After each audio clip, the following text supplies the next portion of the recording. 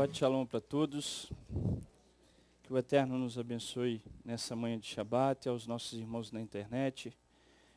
Que vocês possam ser abençoados pelo Eterno, e eu tenho certeza que Ele já tem preparado a sua palavra aos nossos corações. Desde o início, do final da nossa Havdalah, o Eterno já estava a falar conosco, até que chegássemos nesse Shabbat, diariamente nas nossas intercessões, e pudéssemos compartilhar com vocês a palavra do Eterno. Eu tenho certeza que Ele deseja falar muito conosco, porque Ele nos ama, porque Ele nos considera filhos, uma congregação a quem Ele formou, Ele cria, Ele estabeleceu e Ele continuará a estabelecer se formos fiéis a Ele. Por isso, seja exaltado o nosso Elohim, Criador de todas as coisas. Vamos orar? Eterno, nós queremos Te glorificar pelas Tuas bênçãos, pela Tua misericórdia, pelo Senhor falar conosco, ó Pai, no nosso dia a dia, desde o momento, ó Pai, que nós inclinamos o nosso coração a Te ouvir, a entender a Tua palavra. O Senhor verdadeiramente tem falado com essa congregação.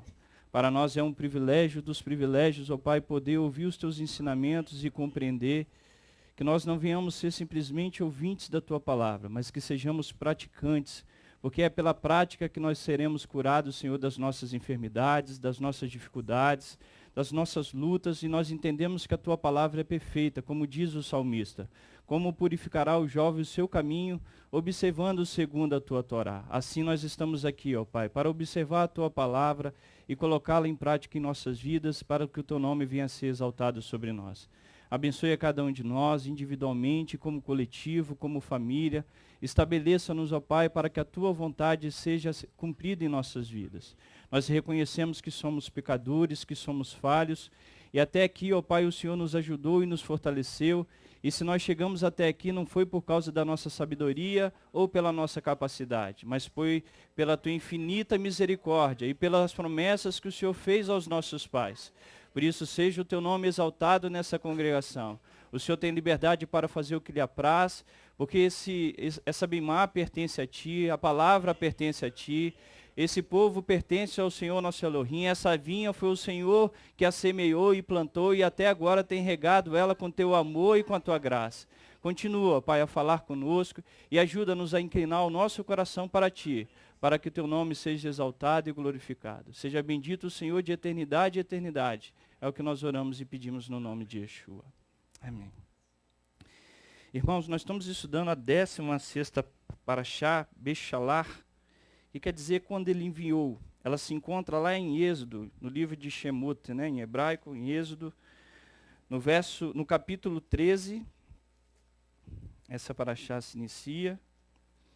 Ela vai do verso 17 até o verso 16 do capítulo 17. É uma Parashá, não adianta nós falarmos de todos os ensinos que nós temos, que não tem um que não é maravilhoso para nós, né? Todos são maravilhosos.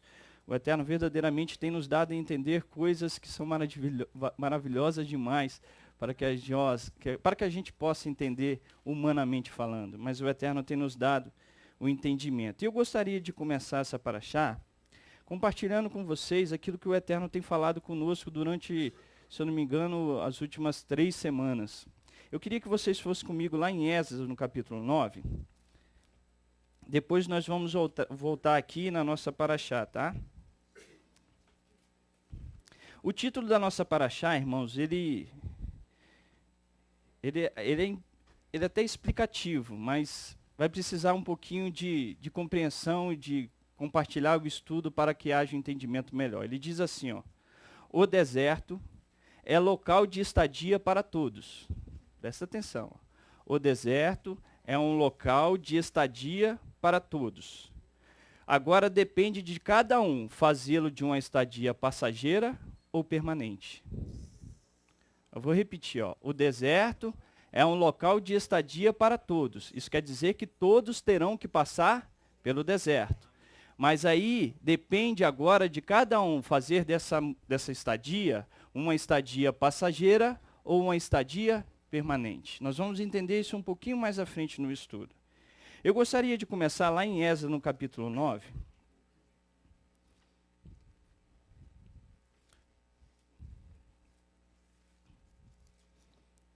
O Eterno tem falado conosco alguns dias atrás. Eu gostaria de compartilhar com a congregação. E eu queria ler o capítulo 9 todinho, o 9º capítulo. Diz assim, ó, acabadas essas coisas, verso 1, tá? Vieram ter comigo os príncipes e disseram, o povo de Israel, os sacerdotes e os levitas, não se têm se separado dos povos dessas terras, das abominações dos cananeus, dos heteus, dos ferezeus, dos jebuseus, dos amonitas, dos moabitas, dos egípcios e dos amorreus.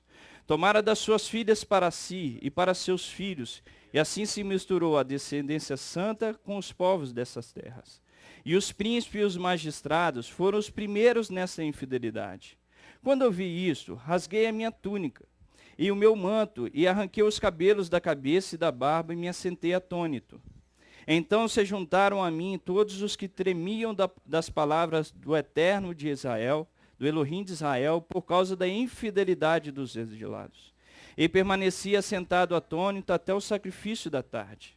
Então, na hora do sacrifício da tarde, levantei-me da minha aflição, havendo já rasgado a minha túnica e o meu manto, e me pus de joelhos, e estendi as mãos para o Eterno, meu Elohim, e disse, meu Elohim, estou confuso e envergonhado para levantar a ti a minha face, meu Elohim, porque as nossas iniquidades se multiplicaram sobre a nossa cabeça, e a nossa culpa cresceu até os céus.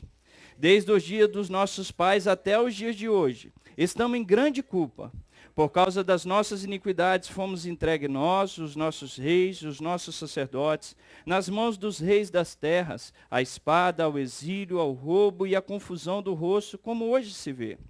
Agora, por breve momento, se não manifestou a graça da parte do Eterno nosso Elohim, para nos deixar alguns que escapem, para dar-nos estabilidade no seu santo lugar, para nos alumiar os olhos ao nosso Elohim e para nos dar um pouco de alívio em nossa servidão.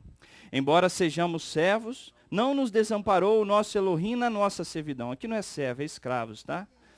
Não nos desamparou o Eterno nosso Elohim na nossa escravidão. Antes, estendeu sobre nós a sua misericórdia perante os reis da Pérsia, para nos reviver, para levantar a casa do nosso Elohim, para restaurar as suas ruínas e para nos dar um lugar em Judá e em Jerusalém. Mas agora, ó nosso Elohim, que diremos depois disso? Pois deixamos os teus mandamentos, os quais ordenaste por intermédio dos teus profetas, os teus servos os profetas, quando disseste, a terra que entrais para possuir é terra imunda pelas imundícias dos teus povos, pelas abominações que na sua corrupção a encheram de uma extremidade à outra. Portanto, a vossas filhas não darei aos seus filhos, e as suas filhas não tomarei para os vossos filhos. Jamais procurarei a sua paz e o seu bem, para que sejais fortes e comais o bem da terra, e as deixeis por herança aos vossos filhos para sempre. Depois de tudo que nos tem sucedido por causa das nossas más obras e da nossa grande culpa, ainda assim, tu, ó nosso Elohim, nos castigaste menos do que os nossos pecados merecem, e nos deste um remanescente como este. Voltaremos agora a violar os teus mandamentos e aparentar-nos com os povos que cometem essas abominações? Não te indignarias tu assim contra nós, até de todo nos consumires, até não ficar restante nem sobrevivente? Ah, Eterno Elohim de Israel, justo és. Ficamos qual um restante que escapou, como hoje se vê. Aqui estamos diante de ti em nossa culpa, embora por causa disso não haja ninguém que possa estar na tua presença.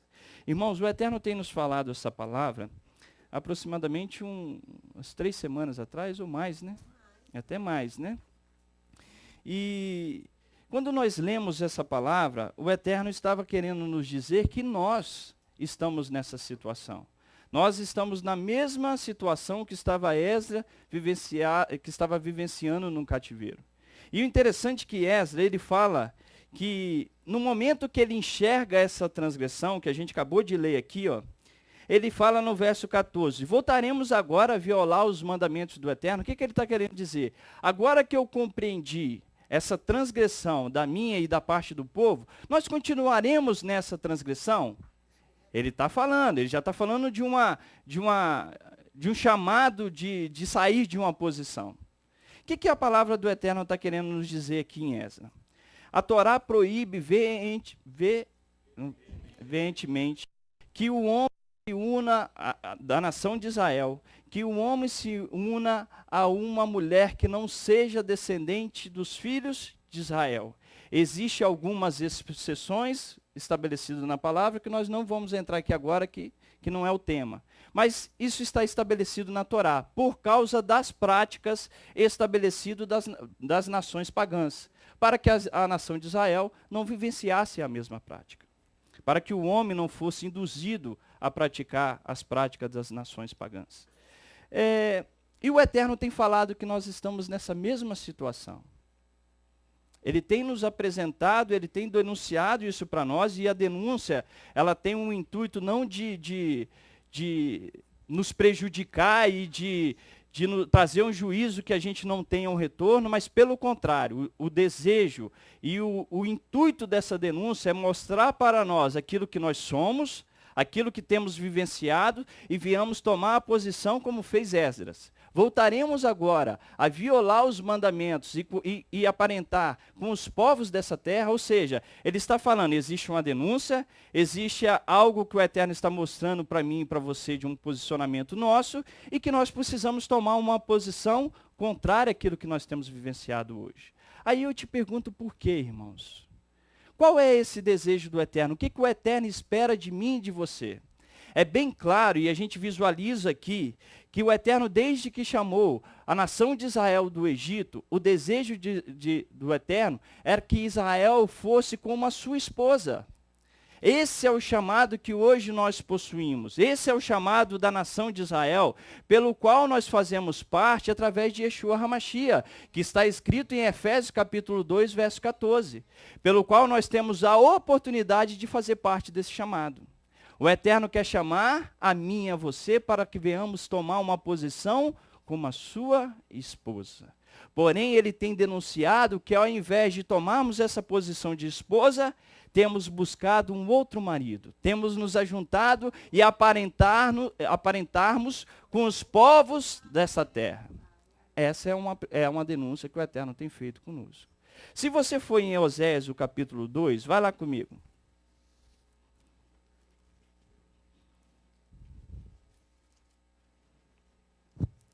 O interessante, irmãos, depois se você continuar a ler, você vai ver que alguns líderes de Israel, eles se reúnem, eles visualizam o problema e eles falam, não, nós tomaremos a posição. Nós deixaremos as mulheres e os seus filhos e prosseguiremos para o retorno. Prosseguiremos em construir a casa do nosso Elohim e retornarmos para a terra de Israel, para Jerusalém. Se atentarmos para o texto de Esdras, vemos que ele expressa que Elohim desejava libertar Israel do seu cativeiro. Não estou lendo Oséias 2 não, tá? Porém, Esdras comenta que a união com as mulheres estrangeiras impedia o retorno. Era algo que era uma condicional pela qual a nação de Israel tinha que vivenciar para retornar. Isso quer dizer que se eu continuo a obter aliança e aparentar com as práticas estabelecidas por esse mundo, de maneira nenhuma eu poderei entrar na aliança do retorno. É um casamento ilícito. É um casamento pelo qual eu não fui chamado. É um casamento pelo qual o meu desejo quer permanecer, Léo, não pelo qual o Elohim estabeleceu para mim e para você. Mas nós precisamos entender que nesse momento, Esdras faz uma condicional para o retorno. Aí nós vamos entender um pouquinho mais à frente, onde está a nossa união. Francisco, eu não tenho me unido a nenhuma mulher estrangeira. Aí uma mulher pode falar, mas eu não tenho me unido a nenhum homem estrangeiro, onde está a minha transgressão? Nós vamos observar, irmãos, se você observar aqui em Oséias 2, no verso 1 diz assim, ó. Você vai entender por que eu comecei com esse texto e nós vamos adentrar na nossa paraxá. Diz assim, ó, dizei aos vossos irmãos, meu povo e a vossas irmãs, minhas amadas, contendei com vossa mãe, contendei, porque ela não é minha mulher, eu não sou o seu marido. Desvie ela das suas prostituições da sua face e dos seus adultérios de entre os seus peitos, para que eu não a deixe despida, e a ponha como no dia que nasceu, e a faça como um deserto, e a ponha como uma terra seca, e a mate a sede.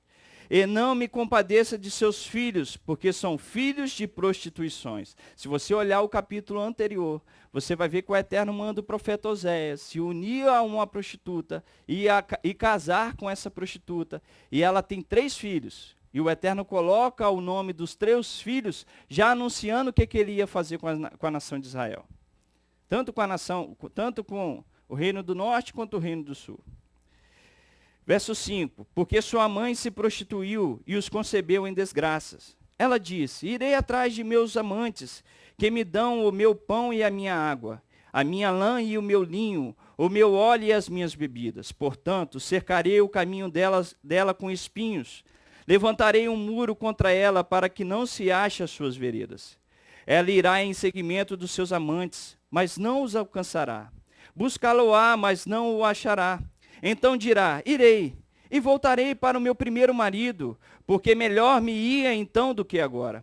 Ela não reconhece que eu lhe dei o grão, e o vinho e o óleo. Eu lhe multipliquei a prata e o ouro, que eles usaram para Baal. Portanto, tirarei o meu grão a seu tempo, e o meu vinho no tempo determinado. Arrebatarei a minha lã e o meu linho com que cobri a sua nudez. Agora descobri a sua vileza diante dos olhos dos seus amantes, e ninguém a livrará da minha mão. Farei cessar todo o seu gozo, as suas festas, as suas luas novas, os seus shabates e todas as suas solenidades. Devastarei a sua vide e a sua figueira, de que ela diz: esta é a paga que me deram os meus amantes. Eu farei delas um bosque, e os animais do campo as devorarão. Sobre ela visitarei os dias de Baal, nos quais lhe queimou incenso, e se adornou com as suas arrecadas e as suas joias, e andou atrás dos seus amantes. Mas de mim se esqueceu, diz o Eterno. Portanto, eu a trairei e a levarei para o deserto, e lhe falarei ao coração. Ali lhe darei as suas vinhas e o vale de Acor, por porta de esperança. Ali ela cantará como nos dias da sua mocidade, e como no dia em que subiu da terra do Egito. Naquele dia, diz o Eterno, me chamarás meu marido, não me chamarás mais meu mestre. Da sua boca tirarei os nomes dos Balaíns, e os nomes não virão mais em memória. Naquele dia farei por elas aliança com os animais do campo, com as aves do céu e com os répteis da terra. Da terra tirarei o arco, a espada e a guerra, e os farei deitar em segurança. Desposar-te-ei comigo para sempre, e te desposarei comigo em justiça e em juízo, em benignidade e em misericórdia. Eu te desposarei comigo em fidelidade, e conhecerás ao Eterno. Naquele dia eu responderei, diz o Eterno, responderei aos céus, e esses responderão à terra. E a terra responderá ao trigo, ao vinho, ao óleo, e a esses responderão a Jezreel. Semeá-la-ei para mim na terra, e mostrarei amor à não amada. Direi a não meu povo, tu és meu povo, e ele te dirá, tu és o meu Elohim. Aqui existe uma promessa profunda para a nação de Israel, pelo qual Israel transgrediu e se prostituiu com as suas abominações, com as suas adorações, mas o Eterno promete levá-la ao deserto e falar ao coração. Essa é uma promessa que nós estamos recebendo, que o Eterno nos levará ao deserto e falará ao nosso coração, para que nós venhamos ser aptos e capacitados para sermos uma esposa fiel, que é o que ele espera de nós. Se você olhar Oséias capítulo 2, que nós acabamos de ler, todo o livro de Oséias fala a respeito disso, dessa transgressão da nação de Israel. Se você olhar Jeremias capítulo 3, se você olhar Isaías capítulo 54, todos falam dessa transgressão de Israel como uma esposa e Elohim como marido da sua esposa e traído da sua verdadeira esposa. Irmãos, deixa eu beber um pouco de água.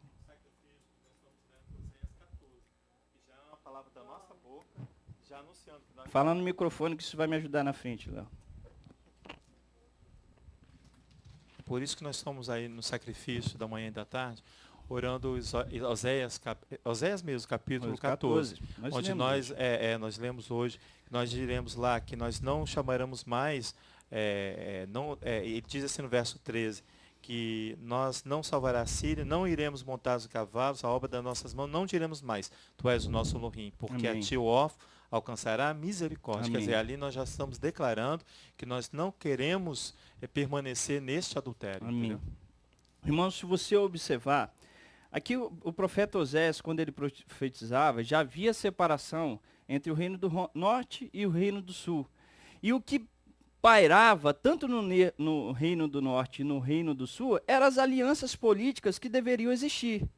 Existia um litígio entre as nações exteriores, que rodeava, circunvizinha Israel, que Israel tinha que ficar entre uma ou entre outra. E o profeta falava, permaneça neutro.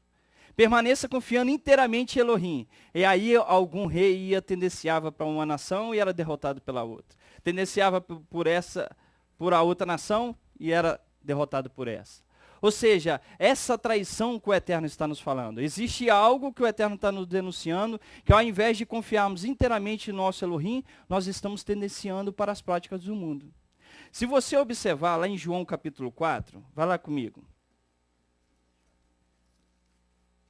Nós já vamos entrar na nossa paraxá. Eu só quero que você e eu compreendamos que existe uma responsabilidade nossa de aprendermos e temos que estar dentro dessa aliança, que nós assumimos esse compromisso alguns dias atrás, que nós desejamos, nós autorizamos para que Elohim faça de nós uma esposa fiel.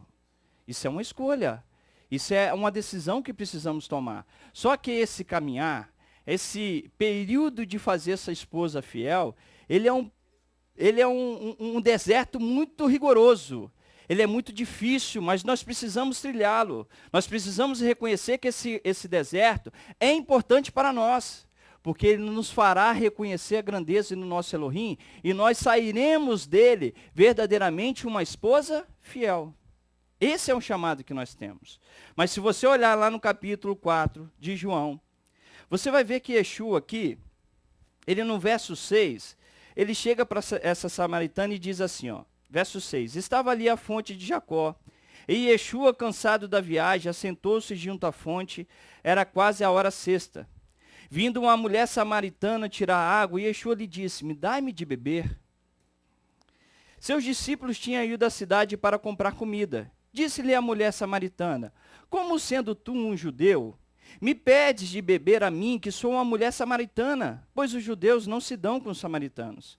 Respondeu-lhe Yeshua, se conheceres o dom de Elohim, e quem é o que te pede, dar-me de beber, tu lhe pedirias, e ele te daria água viva. Disse a mulher, Senhor, tu não tem com que tirá-la, e o poço é fundo. Onde tens a água viva? És tu maior do que o nosso pai Jacó, que nos deu o poço do qual ele próprio bebeu, e bem assim os seus filhos e o seu gado? E Yeshua lhe respondeu, todo aquele que beber dessa água, tornará a ter sede. Mas aquele que beber da água que eu lhe der, nunca mais terá sede. Olha que interessante, irmãos. Se você observar, eu já compartilhei isso com os irmãos da intercessão. Essa mulher ela está junto à fonte, Yeshua estava junto à fonte e ela aproxima Yeshua. E Yeshua provoca nela uma conversa. E Yeshua pede, me dá de beber. Aí ela falou assim, mas como que eu vou te dar de beber? O poço é fundo. Ela não falava. Além de não falar com mulher, ele era um judeu e ela uma samaritana. Os samaritanos tinham um ódio terrível dos israelitas, dos judeus. Ele quebra essa barreira de religiosidade. Amém, meu pastor. Mas aqui no verso, se você observar, você vai ver que Yeshua provoca nela o desejo por uma água que não gera sede. Yeshua fala dela de uma água que vai jorrar para sempre, para a eternidade. E ela só conhece uma água que dá sede, que volta. Ela mata a sede, mas a sede retorna. Yeshua provoca essa sede nela. Aí ela fala aqui, ó, olha o verso 14. Mas aquele que beber dessa água que eu lhe der, nunca mais terá sede.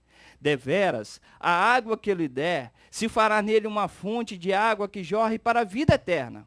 Disse a mulher, Senhor, dai-me dessa água, para que eu não tenha mais sede. Ela pede dessa água, Léo, que é uma água espiritual que Yeshua está falando. Ela pede, ela deseja essa água que o Yeshua oferece para ela. Aí Yeshua fala da condicional para receber essa água. Ele fala aqui, olha no verso 16. Disse-lhe Yeshua, vai, chama teu marido. Vem cá, você quer a água? Eu quero te dar uma água que vai jorrar para a eternidade. E Yeshua está mostrando para ela aquilo que impedia ela de receber a água que jorra para a vida eterna. Aí ele fala, me dá o teu marido. Cadê o teu marido? Cadê o teu marido? Aí ela responde, verso, não tenho marido, disse-lhe Yeshua. Tem razão em dizeres que não tenho marido, pois já tiveste 5, e o que agora tem não é o teu marido. Isso disseste com verdade. Quem é o marido verdadeiro dela? Elohim de Israel. E Yeshua chama e mostra para ela aquilo que impedia ela de receber a água que jorrava da fonte da vida, que matar a sede espiritual. Cadê o teu marido? Aí Elohim está perguntando, cadê o marido da congregação Rehovot? Cadê o meu marido? Cadê o marido do Léo, que é o mesmo? Cadê o nosso marido? Será que nós vamos responder igual a ela, não tenho marido, escondendo a minha transgressão? Aí Elohim fala, você tem um marido, porém o que você tem não é o verdadeiro, não é o teu marido. Eu quero te dar a água que jorre para a vida eterna. De um adultério. Se não é dela, era de alguém. Ele acusa de um adultério. Só que ele acusa apresentando uma verdade para ela. Apresentando uma solução para ela. Apresentando para ela uma oportunidade de vida. Ela falou, me dá dessa água. Só que ele fala, tem uma condicional. Chama teu marido. Você só bebe dessa água que jorra para a vida eterna se você tiver com o marido verdadeiro e único marido. Fora isso, não receberemos. Aí nós conseguimos entrar na nossa paraxá. Aí você entende Esdras, onde Esdras fala dessa condicional para o retorno. Porque ele sabia, Jorge, que de maneira nenhuma o homem pode se relacionar com Elohim tendo um outro marido no lugar do verdadeiro, que é o Elohim de Israel. Como que eu posso retornar para Elohim falando do domingo, que foi o marido Roma que estabeleceu? Como que eu posso voltar para um Elohim vivendo uma Páscoa romana se o marido Roma estabeleceu? Como que eu posso voltar para Elohim se eu vivo na prostituição se o marido Roma e o mundo estabeleceu? Como eu posso voltar para Elohim se eu não quero viver na prática da palavra? É isso que Elohim está falando. Como que eu posso ter um relacionamento conosco? E ele quer ter. Porque se ele está mostrando, o desejo dele é ter um relacionamento conosco. E um relacionamento genuíno, verdadeiro. Mas para isso, precisamos passar pelo deserto. Agora vamos voltar na paraxá. Fizemos a introdução. Sim, uma água corrente. Que o profeta profetiza que sai do trono de Elohim, Jorge. Lá de Jerusalém. Amém. Ela dentro de um contexto judaico, espiritual. Se você olhar a nossa paraxá, lá no verso 17, no capítulo 13, desculpa, verso 17 é onde que inicia a nossa paraxá. O nome dessa paraxá é Bechalá. A nossa tradução coloca assim, ele enviou ou ele mandou. Porém o termo Bechalá, no hebraico, ele tem um contexto muito mais forte. Quer dizer, no português seria o mais próximo expulsar. Faraó expulsou a nação de Israel.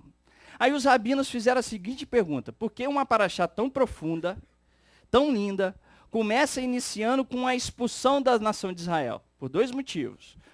Quando você expulsa alguém, Léo, da tua casa, ou você não quer a presença daquela pessoa, ou você quer a presença daquela pessoa, mas você não pode tê-la. Existe uma diferença. Você quer, mas não pode ter, ou você não quer a presença dela. Nesse caso aqui, Faraó queria, mas não podia. E ele teve que expulsar. Agora a gente sai da mente de Faraó e entra para a nação de Israel. Ou seja, qual que era o desejo da nação de Israel? Grande parte dela, permanecer no Egito. Os rabinos ensinam que neste momento, Faraó, ele é uma instrumentalidade de Elohim, para que essa expulsão do Egito possa ocorrer. Porque é muito fácil, irmãos, quando nós lemos a palavra aqui, a gente olha assim, a nação de Israel saiu do Egito. Aí você imagina, Léo, quase 1 milhão de pessoas, possivelmente mais, era 600 mil só homens. Então vamos dobrar aí, 1.200.000. Você chega para um lugar onde você está na maior nação, economicamente falando da época, era como se estivesse nos Estados Unidos, era Israel no Egito. Aí chega assim, opa, o Elohim de Israel mandou você sair do seu trabalho, mandou sair da sua casa, do seu conforto, para você ir para o deserto, onde não tem comida, onde não tem água, onde não tem pessoas, onde não tem casa, onde não tem nada. Quem iria? Só aqueles que estivessem em oração, em fidelidade. Os rabinos ensinam que possivelmente, né, isso é uma hipótese, 20% quiseram fazer esse retorno. Os demais não quiseram.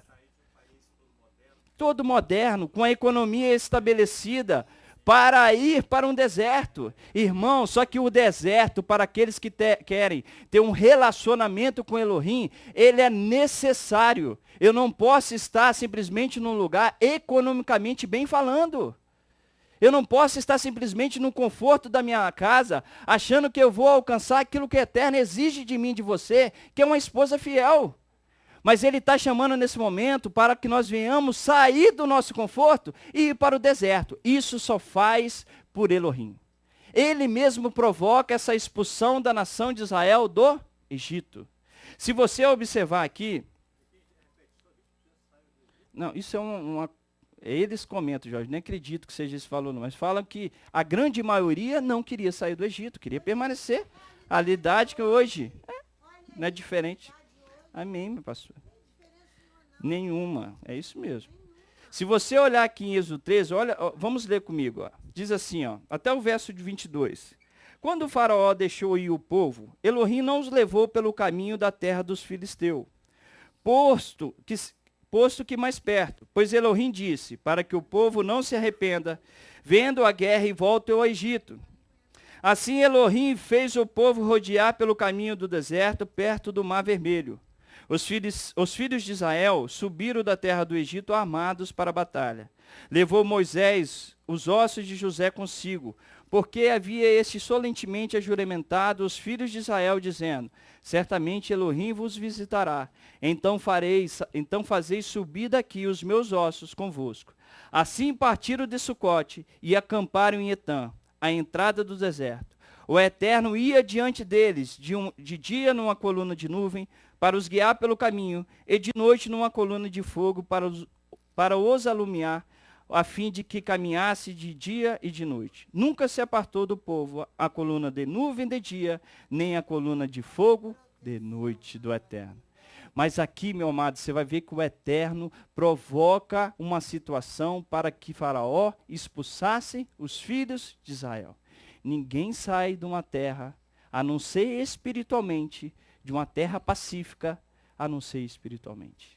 Ninguém sai. Quando você vai para os locais onde possui guerra e guerra, a maioria sai, lá, igual lá o pastor Isaac. A maioria das igrejas querem sair, mas aqueles que são fiéis a Elohim permanecem no deserto e lutando para trazer vida às pessoas. O ser humano quer fazer o contrário, ou o contrário, está no lugar de paz e não quer sair para um lugar de luta. Ou um deles. Ou ele sai ou ele se torna um deles, que o Roberto está comentando. Todos. Essa é uma condicional, minha irmã, que eu vou comentar aqui. Aqui eu quero colocar 3 passos. Nós falamos que precisamos ser uma esposa fiel. Precisamos de 3 passos. Lógico que a palavra, a Torá, vai te ensinar muito mais. Mas aqui no estudo que o Eterno nos deu, nós temos 3 passos a tomar. Primeiro deles, sair do Egito. Nesse caso aqui, foi uma ação unilateral de Elohim. Saímos do Egito de uma forma sobrenatural de Elohim. Yeshua fala a mesma coisa. Não foi vós que me escolheu, mas fui eu que escolhi a vós. Ou seja, saímos do Egito de uma forma unilateral de Elohim. Este é o primeiro passo. Temos que sair do Egito. Nós já lemos.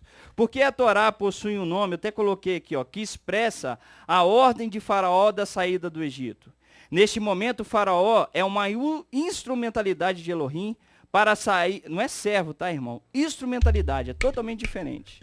Para a saída de todo o povo da terra, de todo, independente, aqueles que queriam e os que não queriam. Pois em uma saída pacífica não haveria uma adesão inteira do povo de Israel. Isso quer dizer que nem todos desejavam a saída do Egito. A saída física do Egito é o passo mais simples a ser dado. Porém, para ser completa a saída do Egito, precisará de mais 2 passos, que são fundamentais para nós. E esses são difíceis. O segundo passo que eu quero te mostrar é o unilateral. O segundo passo que eu quero te mostrar, vai comigo lá em Êxodo 14.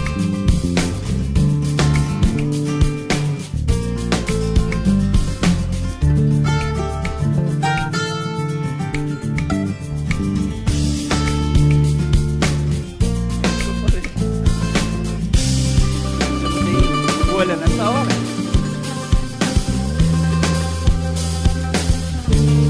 Escolha, se fosse pacífico, alguns sairiam, outros não, né?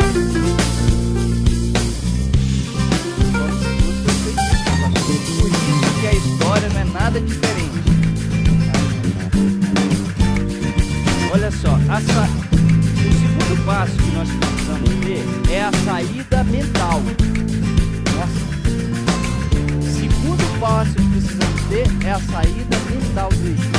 Sabe por quê, irmão? Se você olhar na nossa paraxá, olha no Êxodo 14. Eu fui no Egito e graças a Deus eu lembro de muito pouco. Só lembro de sujeira. Todo respeito ao Egito, mas a organização do país não existe. Mas quando você visualiza, eu estou falando aqui mentalmente,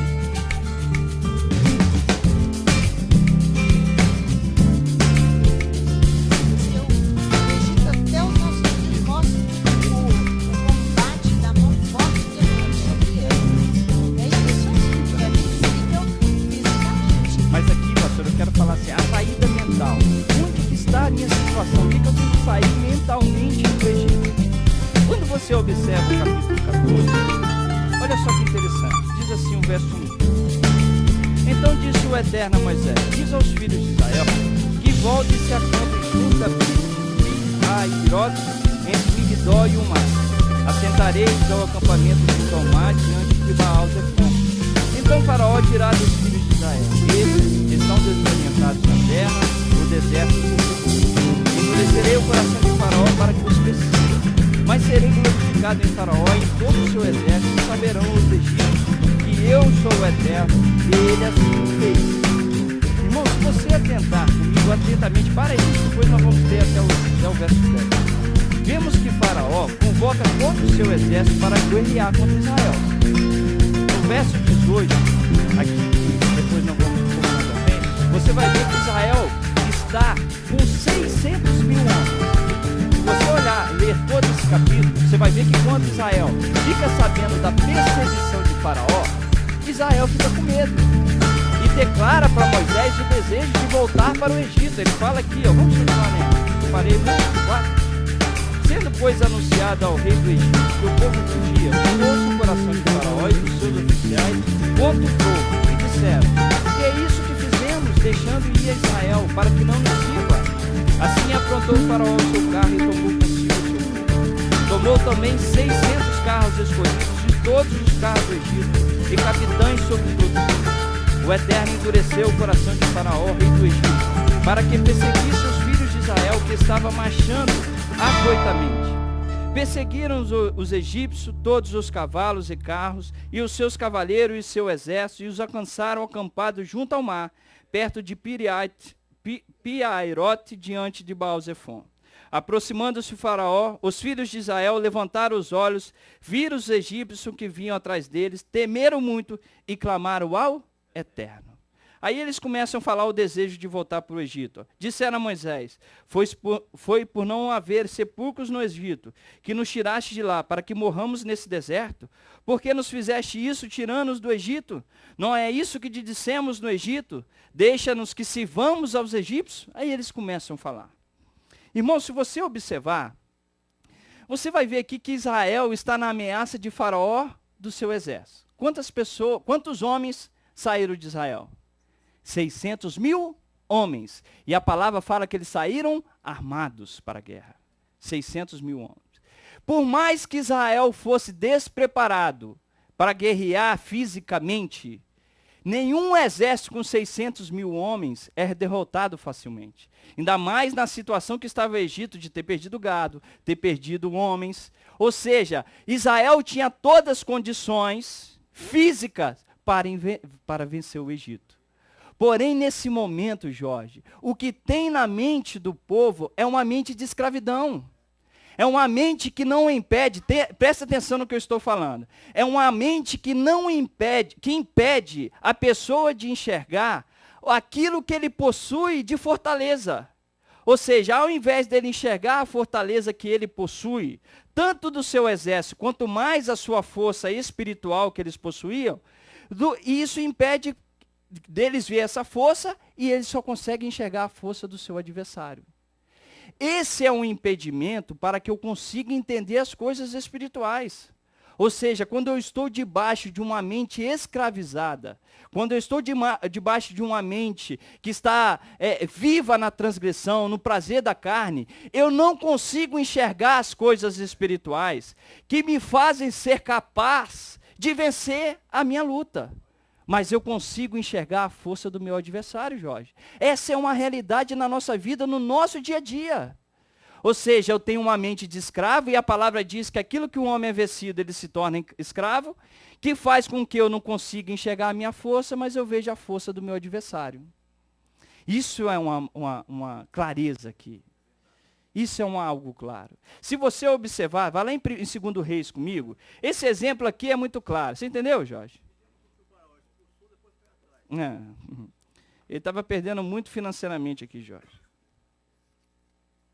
Você imagina o quanto que Israel movimentava na economia do Egito. 600 mil homens. 2 Reis, capítulo 6.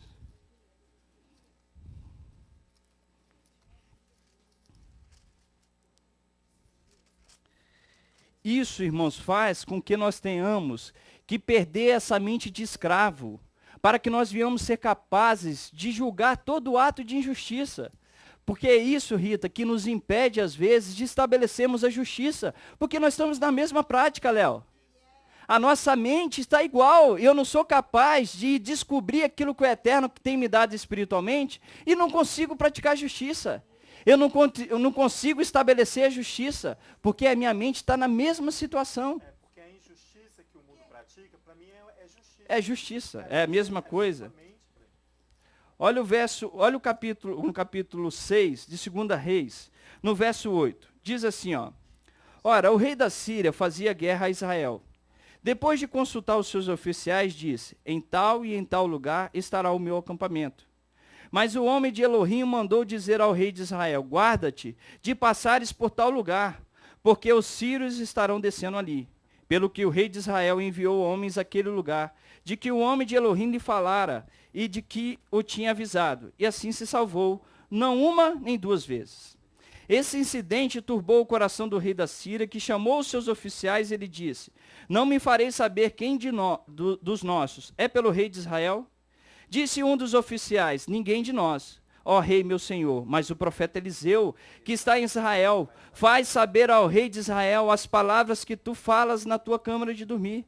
Disse o rei, ide e vede onde ele está, para que envie homens e mande trazê-lo. Deram-lhe aviso, dizendo, está em Dotã. Então enviou para lá cavalos e carros e um grande exército, os quais vieram de noite e cercaram a cidade. Quando o moço do homem de Elohim se levantou muito... Será que era Geazi? Era o mesmo? Quando o moço, o homem de Elohim, se levantou muito cedo e saiu e viu que um exército com cavalos e carros tinha cercado a cidade, então o seu moço lhe perguntou: ai, meu senhor, o que faremos? Ele respondeu: não temas, mais são os que estão conosco do que os que estão com eles. Aí Eliseu faz uma oração, e orou Eliseu: ó Eterno, peço que lhe abra os olhos, para que veja. E o Eterno abriu os olhos do moço, e olhou e viu que o monte estava cheio de cavalos e carros de fogo em redor de Eliseu. Ou seja, o procedimento de fidelidade de Eliseu foi capaz de fazê-lo entender que acima da força do exército inimigo era o exército dele. Diferente de Geazi, que era um homem ganancioso, que é um homem que sofreu com a lepra por causa da sua ganância, há um capítulo antes que você leu. Ou seja, ele não foi capaz de entender as coisas espirituais, mas sim de enxergar a força do inimigo. Essa é a mente do escravo. Se você olhar lá em 1 Coríntios, no capítulo 2, vai lá comigo. Aí eu vou te fazer uma afirmação. Eu disse que a saída do Egito foi uma ação unilateral. Aqui, para que você seja livre e tenha uma mente de escravo, também uma ação unilateral. Porém, depende de mim e de você. Eu tenho uma mente de servo, não é o que vai falar aqui, é o que Paulo vai falar. A pastora falou que nós temos uma mente de servo e não de escravo. Temos que tê-la. Em 2 Coríntios, no capítulo 10... desculpa. 2 Coríntios, capítulo 2. É porque 10 também nós vamos ler. É 1 Coríntios, irmão, desculpa. 1 Coríntios, capítulo 2. Depois nós vamos em 2 Coríntios, capítulo 10. É só para saber se vocês estavam onde eu estava pedindo. Amém. Vamos lá. 1 Coríntios, no capítulo 2. No verso 6 diz assim, todavia, falamos sabedoria entre os perfeitos, mas não a sabedoria deste mundo, nem dos poderosos deste mundo, que se aniquilam. Não falamos a sabedoria de Elohim oculta em mistério, a qual Elohim ordenou antes dos séculos para a nossa glória. Nenhum dos poderosos deste mundo a conheceu, pois se tivessem conhecido, jamais teria crucificado o Machia da glória. Mas como está escrito, as coisas que o olho não viu, e o ouvido não ouviu, e não subiram ao coração do homem, são as que Elohim preparou para os que o amam. Mas Elohim nolas revelou pelo seu Espírito. O Espírito penetra todas as coisas, até mesmo as profundezas de Elohim. Pois qual dos homens sabe as coisas do homem, senão o Espírito do homem que nele está? Assim também, ninguém sabe as coisas de Elohim, senão o Espírito de Elohim. Mas nós não recebemos o Espírito do mundo, mas o Espírito que provém de Elohim, para que pudéssemos conhecer o que nos é dado gratuitamente por Elohim. Disso também falamos, e não com palavras de sabedoria humana, mas com as que o Espírito Santo ensina, comparando as coisas espirituais com as espirituais. Ora, o homem natural não compreende as coisas do Espírito de Elohim, pois lhe parece loucura e não pode entendê-las, porque elas se discernem espiritualmente. Mas o que é espiritual discerne bem a tudo, a ele ninguém é discernido. Pois quem conheceu a mente do Eterno para que o possa instruir, mas nós temos a mente do Machia. Essa é a mente do Machia. Fala, minha pastora. Se eu souber responder, minha pastora. Olha só, por que Elohim, então, ele tira Israel do Egito numa posição unilateral, tem que sair, e agora é o momento, por quê que ele tem que fazer isso? Por quê? Que era a hora? Sim. Era a hora de sair? É isso que eu estou perguntando. Já passou da hora, eu podia até olhar nesse contexto. Então, era a hora, irmãos, por causa da salvação. Israel, quando toma essa posição, presta atenção que isso é importante para nós. Outra coisa, Israel, quando toma essa posição, a salvação naquele momento não era sobre a nação de Israel. Não era somente para a nação Amém. de Israel, mas para toda a humanidade, para que ela pudesse compreender o nome de Elohim. Amém. A nossa responsabilidade está dentro desse contexto. Nós não podemos esperar essa saída para amanhã, ou para depois de amanhã, ou para o próximo ciclo, mas ela é emergencial, ela depende de uma posição agora, porque a nossa responsabilidade é para a nossa salvação e para essa sociedade. Meu filho, eu acredito que a resposta está em 2 Tessalonicenses. Então, vai lá ali. Quer ver? Vamos lá. Por quê? Porque enquanto você estava falando, o Espírito dizia para mim, só há um que o detém. Só há um que o detém. Amém. Só há um que o detém. Detém quem? Detém o anticristo. Amém. Aí, aqui é a resposta. Versículo 3 de 2 Tessalonicenses 3. Ninguém de maneira alguma vos engane, pois isto não acontecerá sem antes que venha a apostasia. 2 Tessalonicenses 2, versículo 3. Se manifeste o homem do pecado, o filho da perdição. Então temos que sair rapidamente, porque o anticristo vai se manifestar. Amém. Com toda a obra de engano. Ó. E já tem se manifestado, minha pastora. Mas ele tem um momento exato para ocorrer. É isso que eu estava perguntando. Por que tinha que sair naquela hora? Por que agora nós temos que largar tudo e atender essas obras emergenciais? Aqui, ó. Ele se opõe e se levanta contra tudo que se chama Elohim, Deus. Amém. Ou é objeto de culto. Olha aí. De sorte que se assentará como Elohims no templo de Elohims, querendo parecer Elohims. Então, vai haver tomando o lugar do marido verdadeiro. Amém, você já entendeu tudo. Aí, ó. Não vos lembrais de que estas coisas vos dizia quando ainda estava convosco. Olha aí. Que agora vós sabeis que o detém, para que o seu próprio tempo ele seja manifestado, ele vai se manifestar.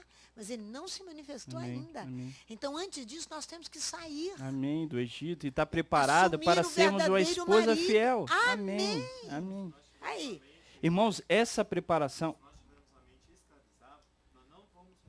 Não vão. Por isso que eu li, Léo, aqui em 1 Coríntios capítulo 2, porque as coisas espirituais se discernem espiritualmente. É esse contexto. Elohim está segurando ainda, aqui ó, olha, pode ver se quiser, pois já o mistério da injustiça opera. Somente há um que agora o detém, até que ele seja afastado. Amém. Então, irmãos, uma vez, eu já contei isso para a congregação, minha irmã chegou e falou assim, meu irmão, você já viu aquela história de um texto aí que fala sobre que o anticristo era um político tal? Eu falei assim, minha irmã, posso ser muito sincero com você? Eu não estou muito preocupado com esse texto, não. Porque eu não acho que as coisas espirituais de Elohim serão discernidas dessa forma. Os que são servos entenderão, os que não são, não entenderão. E é a grande maioria que não vai entender. É a minoria. Aquele que pratica o sacrifício da manhã, aquele que quer passar pelo deserto e vencer o deserto, é aquele que quer ajudar o próximo, é aquele que quer trabalhar para o reino de Elohim. Esse entenderá, cumprir os mandamentos, sair do domingo, sair da Páscoa romana, sair do Natal, deixar as coisas do mundo para trás. Esse entenderá porque ele se discerne espiritualmente. Esta é a nossa função. E nós precisamos entrar neste deserto para que saiamos dele uma esposa fiel. Esse é um chamado universal, irmãos. Não é um chamado só para a nação de Israel. É universal. Todos nós precisamos passar por esse deserto para vencer. Aqui em 2 Coríntios, capítulo 10, do verso 1 diz assim, ora, eu mesmo, Paulo, rogo-os pela mansidão e benignidade do Machia, eu que na verdade, quando presente entre vós, sou humilde, mas quando ausente, ousado, rogo-vos que quando estiver presente, não me veja obrigado a usar com confiança da ousadia que espero ter com alguns que nos julgam, como que se andássemos segundo a carne. Pois embora andando na carne, não limitamos segundo a carne. As armas da nossa milícia não são carnais, mas sim poderosas em Elohim, para a destruição das fortalezas. Olha o que ele fala da mente. Não ter a mente cativa. Derrubamos raciocínio e toda altivez que se levante contra o conhecimento de Elohim. E deixando de ter uma mente cativa para o Egito, mas tendo uma mente cativa para quem? Para o Mashiach. Elevamos cativo todo o pensamento à obediência do Mashiach. Mas para quê? Leia depois.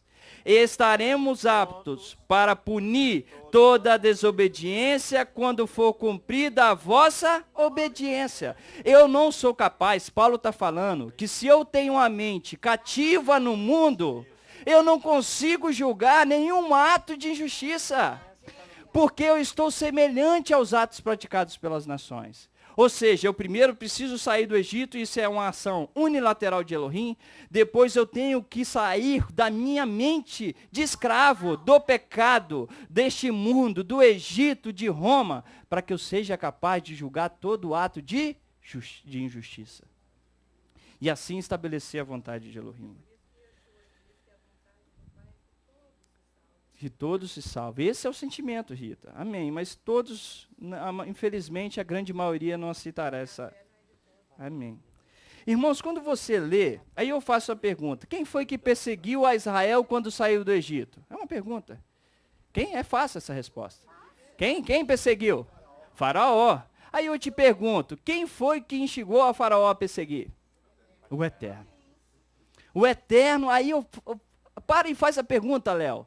Se a palavra fala em Hebreus que tudo que ocorreu no passado serve para o nosso exemplo e ensino. Então, se o Eterno instigou a Faraó a perseguir a nação de Israel, quer dizer que o Eterno está levantando o Egito para me perseguir, para me ensinar algo. Sabe o que é o problema, Léo? É que quando o Egito me persegue, eu quero tirar. Eu quero tirar, pastor. Eu quero tirar Faraó de mim. Mas eu não quero vencê-lo. Existe uma grande diferença. Existe uma grande diferença entre você tirar Faraó da sua vida e você vencer Faraó na sua vida. O que nós queremos fazer é tirar, porque tirar é fácil, mas vencer é difícil. Porque vencer, Elohim está ali por trás, instigando o Faraó, que está tentando nos tragar, nos matar, nos engolir, nos prejudicar, nos perseguir, nos desanimar, nos trazer frieza. E Elohim está com o Faraó para que a gente aprenda alguma coisa, e a gente não quer aprender, só quer que Faraó saia. E Elohim está ali insistindo, e eu não aprendo. Eu quero tirar Faraó, tira Faraó, Senhor. Tira esse marido chato, tira essa mulher chata, tira esse filho chato, tira esse emprego chato, tira esse Shabat chato, essa congregação chata, esses amigos chatos. E o Eterno quer nos ensinar alguma coisa. Ou é verdade ou não é, Jorge? A gente, quando fala a realidade, a gente não enxerga, a gente só olha para a nação de Israel, Elohim está ali com o Faraó, e a gente quer tirar, Elohim quer te ensinar a vencer. Eu não tenho fé, eu não quero, só quero tirar, não quero passar aprovação. Eu não tenho uma vida de fidelidade, eu não quero aprender a ter disciplina. Eu não tenho uma vida de amor, eu não quero praticar tzedakah. Ou seja, eu não quero nada, tudo que o Eterno coloca diante de mim para eu enfrentar, eu quero tirar. Mas eu não quero vencer. Sabe o que o Egito fala, o que o mundo fala? O que as pessoas que querem resistir falam? Eu quero comer a carne do Egito porque ela é de quê? De graça. Ela é de graça, na visão ela é de graça, tá? Só na visão. Ela é de graça, eu não preciso trabalhar no deserto, Jorge. Eu não preciso. Elohim está ali, levantou Faraó para perseguir a nação de Israel. Mas ele não levantou à toa. Elohim não vai te levantar algo que vai te enfrentar à toa. Elohim vai te levantar para que você seja sábio e inteligente e possa vencer as suas dificuldades. E sair dessa situação mais preparado. Irmãos, cada um de nós somos capazes de olhar para a nossa vida e ver o que precisamos aprender. Cada um de nós. Quando você olha aqui, vai lá comigo. Vai comigo no capítulo 14. Volta lá comigo. De Êxodo. Na nossa paraxá. Desculpa. Eu coloquei aqui, irmãos, olha.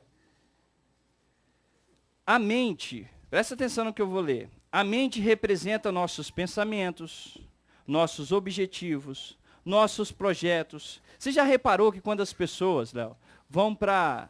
Vamos imaginar uma coisa espiritual, né? Nós estamos lá em Rosh Hashanah, no Ano Novo Judaico. Aí nós falamos assim, Senhor, este ano que está encerrando 5.774, vou iniciar os 5.775 fazendo uma pós-graduação. né? Fazendo uma viagem para tal lugar, melhorar no meu trabalho, carro novo, vai falando, Jorge. Casa nova, iate novo, e assim nós vamos. É isso mesmo, ou seja, o que nós fazemos, irmãos? Planos físicos, projetos físicos. Eu quero dar uma boa educação para o meu filho, eu quero botar o meu filho na faculdade. Quantos de nós temos procurado colocar o nosso filho na intercessão? Quantos de nós paramos assim, não, Senhor, nesse ano eu vou começar a ter a responsabilidade com o Senhor, já que o Senhor faz 2 sacrifícios, um da manhã e um da tarde, eu vou iniciar o da manhã. Para que no próximo o Senhor me dê condição para o inicial da tarde. Não, Senhor, agora eu vou começar a ter uma fidelidade com o Senhor de ler a Tua palavra. Aí eu vou começar a fazer de sedacá. Nós não fazemos projetos, nós não temos uma lente espiritual. Nós fazemos projetos físicos por uma coisa que é passageira, porque nós somos como uma flor que cedo cresce e logo se seca. Mas aquilo que é eterno, que é a nossa vida, nós não planejamos. Nós não fazemos projetos, nós não temos objetivos. E o Eterno está querendo nos chamar para que tenhamos uma vida ativa, projetos ativos, criações ativas. O que perece nós queremos trabalhar, o que é eterno nós não queremos. Precisamos compreender que Elohim instiga Faraó a nos perseguir até o dia de hoje, porém com o intuito de que nós não venhamos a tirar a Faraó, mas sim de vencê-lo. Pois o intuito da perseguição de Faraó é obter um aprendizado. É obter um aprendizado. Deixa eu ver onde que está aqui, porque eu coloquei de vermelho o texto e não tinha vermelho na tinta do Rogério, não saiu nada. Mas eu acho que é capítulo 14 mesmo. Na tinta da congregação. Deixa eu ver aqui, varão, senão eu vou te bater. É aqui mesmo, ó. Te bater com carinho, meu amado. Lá no Êxodo capítulo 14... Você vai ver aqui que a nação de Israel é perseguida pelo Egito, pelo faraó. E aqui no verso 26 diz assim, ó, disse o Eterno a Moisés, estende a mão sobre o mar, para que as águas se tornem sobre os egípcios, sobre os seus carros e sobre os seus cavaleiros.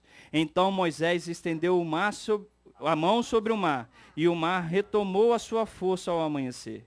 Os egípcios foram de encontro a ele, e o Eterno derrubou os egípcios no meio do mar. As águas, tornando, cobriram os carros e os cavaleiros de todo o exército de Faraó, que os haviam seguido no mar. Nem ainda um deles ficou, mas os filhos de Israel caminharam a pé, enxuto pelo meio do mar, e as águas lhe foram qual o muro à sua direita e à sua esquerda. Assim o Eterno salvou a Israel naquele dia das mãos dos egípcios, e Israel viu os egípcios mortos na praia do mar. Olha o verso 31, o aprendizado. E quando Israel viu o grande poder que o Eterno mostrara aos egípcios, o povo temeu ao Eterno e confiaram no Eterno e Moisés e seus servos. Aí eu fiz a pergunta, falei, Senhor, não tinha confiado depois de 10 pragas daquela? Irmão, calma aí, calma aí que essa aí é a terceira parte, que nós estamos na segunda, ter a mente cativa. Aí eu faço uma pergunta, não confiaram antes? Eu não estou criticando não, eu vou falar assim, ó, a nação de Israel não confiou antes, estou apontando para eles e o meu polegar está apontando para mim. Vou apontar para vocês e vou apontar para mim, assim somos nós. Elohim faz milagres sobre as nossas vidas e a gente não aprende. Ou a gente fala que aprende, mas na próxima aprovação a gente procede da mesma forma. E vai acusando o Eterno, e a gente não percebe que o Eterno quer nos ensinar algo, mas algo permanente, irmãos, permanente. Não é diferente conosco. Aí nós vamos entrar para a terceira parte. Você vai ver, olha só, entretanto, para que esse aprendizado, vocês viram que a nação de Israel aprendeu? Creram em Eterno e em Moisés. Nesse momento eles creram. Depois de 10 pragas milagrosas, eles entenderam que o Eterno era o Elohim de Israel e que Moisés era o seu servo. Aprenderam, obteram um aprendizado. Entretanto, para que esse aprendizado seja permanente na mente, olha só, para que ele se fixe na mente, precisamos prosseguir para o seguinte passo. E esse terceiro passo, ele é complicado. A saída espiritual do Egito, a saída do coração. Esse é difícil, Jorge. Sabe por que esse é difícil, Jorge? Porque esse só obtém essa vitória aqui, aquele que vive, que passa pelo deserto e quer vencer o deserto, e quer viver na fidelidade, que quer aprender as coisas espirituais e guardar aquilo para si. Mas nós não queremos, nós queremos as coisas mais fáceis. É isso, é o ser humano, não estou falando para o Jorge, não, estou falando para nós. Nós queremos as coisas mais fáceis, irmãos. Mas nós precisamos ganhar e receber aquilo que é eterno. E o que é eterno é difícil, é duradouro, leva tempo, mas precisamos trilhar. Porque para eu fixar o segundo passo, que é uma mente espiritual e não cativa ao Egito, eu preciso obter esse terceiro passo, que é sair espiritualmente do Egito e do coração. Tirar o Egito do coração. Aqui é difícil, Jorge. Aí aqui, pastor, não tem marido que aguenta. Pastor. Aqui o coração, irmãos, o coração, olha só. Essa ação, ela é bilateral. O eterno depende do eterno e depende de nós. Ninguém muda o coração espiritualmente se o eterno não for favorável a ele. Lógico que se o homem se inclinar, o eterno sempre vai estar proposto. Sempre vai estar inclinado para ajudar o homem. Mas é algo bilateral. Nós precisamos inclinar para o eterno e para que ele age sobre as nossas vidas. Senão, todo o aprendizado que tivemos durante toda a nossa estadia, nos esqueceremos. Olha como isso é sério. Olha como isso é sério. Nós fizemos aqui uma aliança com o eterno, de que se nós não entrássemos na aliança com ele, nós, pelo menos eu disse amém, eu acho que a maioria da congregação disse amém, que nós teríamos, o eterno teria o direito, isso já está estabelecido na tua palavra, de confiscar os nossos bens. Aí é bens espirituais, bens físicos, tudo que você obtém. Fora da congregação, sem ser participante do retorno, o retorno verdadeiro.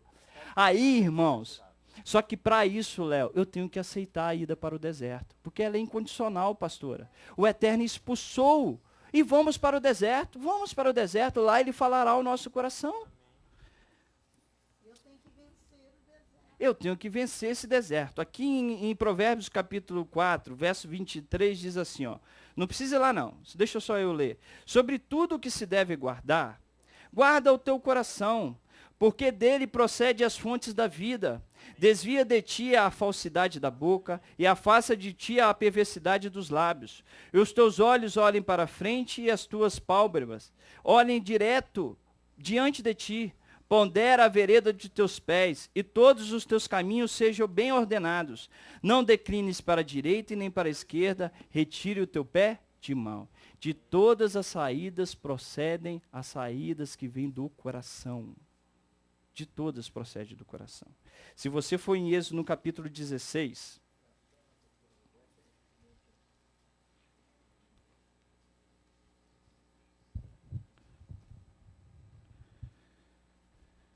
em Êxodo no capítulo 16, diz assim, irmãos, ó, partiram de Elim e toda a congregação dos filhos de Israel veio ao deserto de Sim, que está entre Elim e Sinai.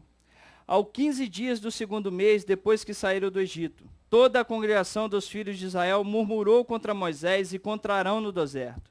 Disseram aos filhos de Israel, quem nos dera tivesse morrido pela mão do Eterno na terra do Egito, quando estávamos sentados junto às panelas de carne, quando comíamos pão a fartar, tu nos trouxeste a esse deserto, para matardes de fome a toda essa multidão. Então disse o Eterno a Moisés, eu farei chover pão dos céus. Mas, irmão, se você observar, olha que no verso 3, eles falam que o desejo deles era comer o quê? Carne. A fartar ainda. Se você olhar, você vai ver que quando eles falam que quer comer pão, é carne, Elohim vai e concede pão. Era um pão simples, era um pão que devia ter um sabor gostoso, mas não era o pão... Não era da padaria Monza ou da Expressa, era um pão simples que representava o nosso Machia, mas era o pão que saciava a minha necessidade. Era o suficiente para mim. Tanto que você não poderia comer nem de mais e também nem de menos. Você tinha conforme a sua necessidade. O problema é que nós queremos de graça e para se fartar. Olha o que nós queremos em extremo, pastora. Eu não quero nem trabalhar por esse pão e eu quero obter ele em fartura. Não, e ele não era diversificado, né? Ele era sempre o mesmo. Sempre o mesmo pão. Sempre o mesmo. Se você observar, irmão, você vai ver que esse deserto, ele quer nos ensinar a obter uma confiança inteiramente de Elohim. Ou seja, se a gente for lá em Números capítulo 11, vai lá comigo. Oi.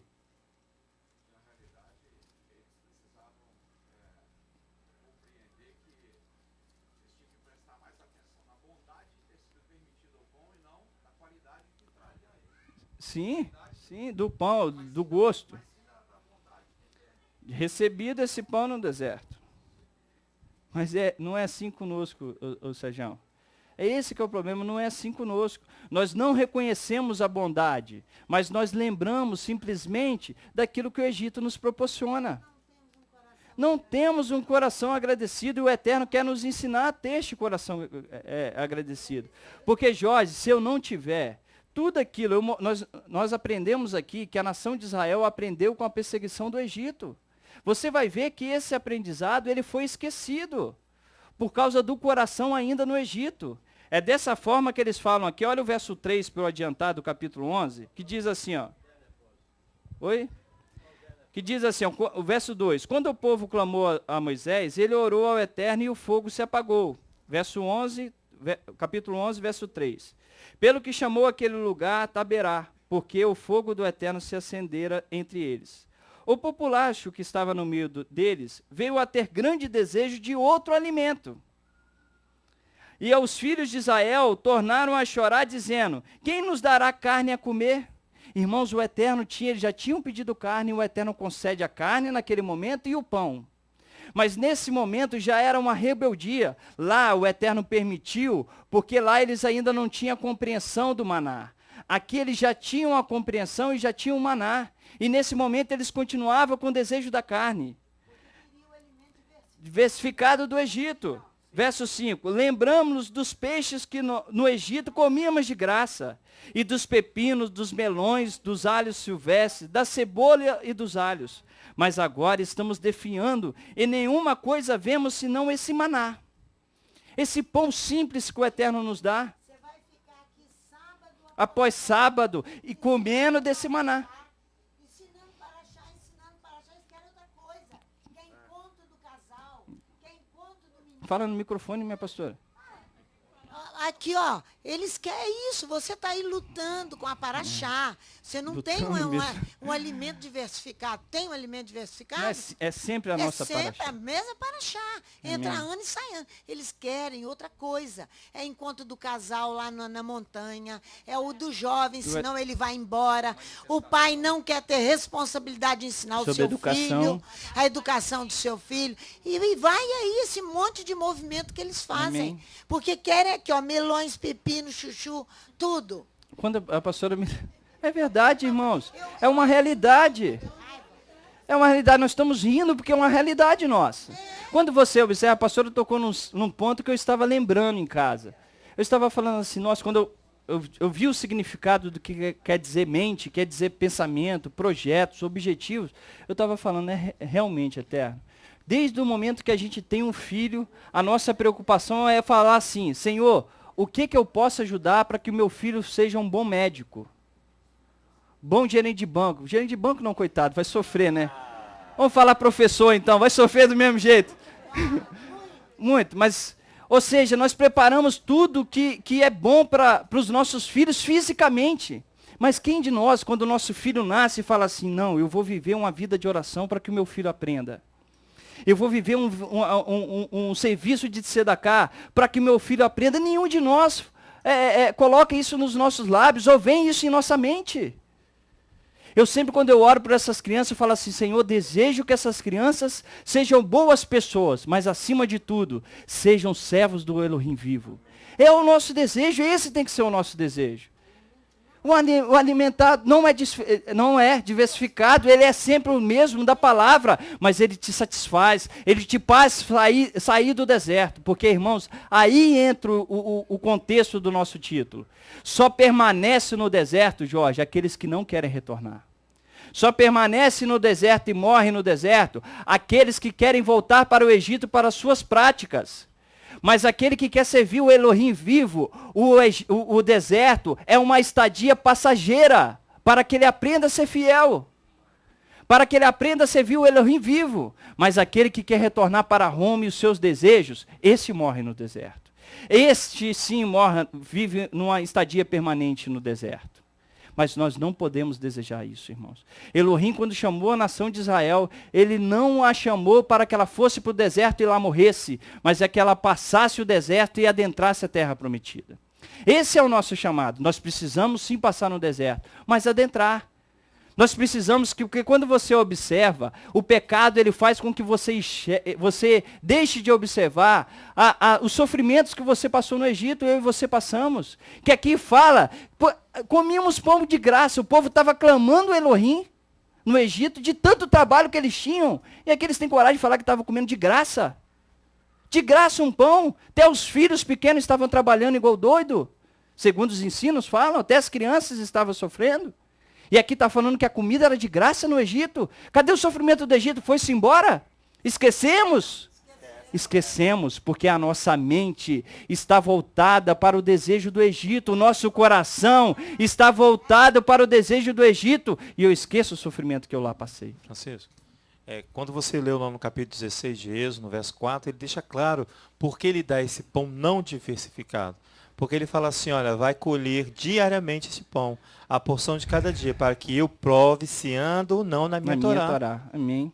Esse se você para que você tenha um coração ou não voltado à obediência. Amém.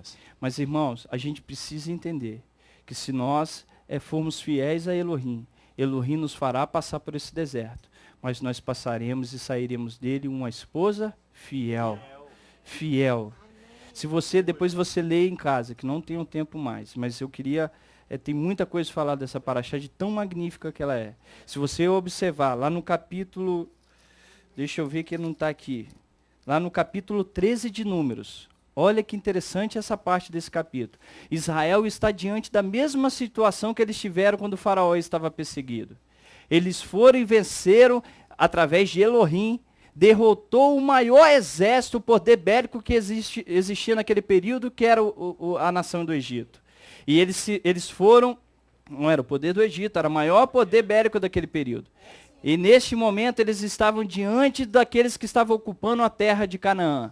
E foram 12 espias espiar a terra. E eles voltam com um relato, não confiando em Elohim. Olharam para a força do inimigo e não viram a força deles. Sabe o que quer dizer isso? Você lembra daquele aprendizado que eles tiveram? Creram em Elohim e em Moisés?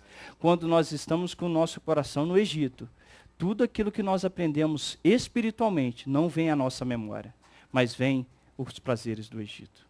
Esquecemos das dificuldades, esquecemos das coisas que o Eterno tem nos dado, esquecemos de agradecer a Ele por tudo que Ele tem nos beneficiado. E temos só reclamado e falado a Ele porque nós queremos voltar para o Egito. Mas o Egito é melhor, esqueça o sofrimento do Egito, esqueça que o Eterno nos abençoe.